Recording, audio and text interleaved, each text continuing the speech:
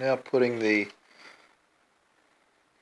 spoiler control horn on the spoiler itself. Generally I use the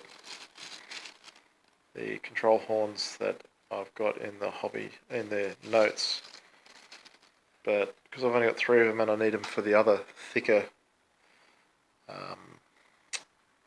control surfaces, and this one's only 5mm thick at best. I've angled that down so the top and bottom surface are parallel,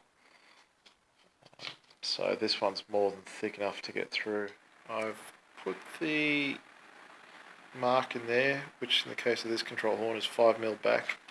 You're trying to keep the control horn in line with the hinge point, so the center point of the center of rotation where the control arm joins the control horn should be directly vertically, in the case of the spoiler, vertically below or above the hinge point by 12mm. And you can see I've sliced through this long blade. It's exactly 5mm behind the hinge edge. It's just above the hinge point there.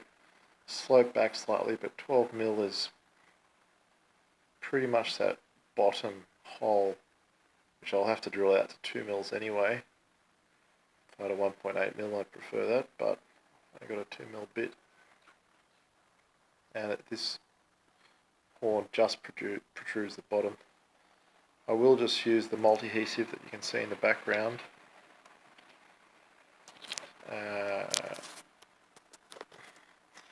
You could use a 5-minute araldite, like the epoxy resin. The clipping system was quite tight and I messed it up. It compressed the top surface and a little bit of the bottom.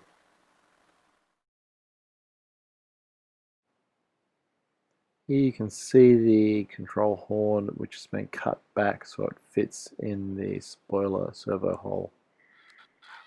With the leakage stopper in place, we've got our spoiler happening.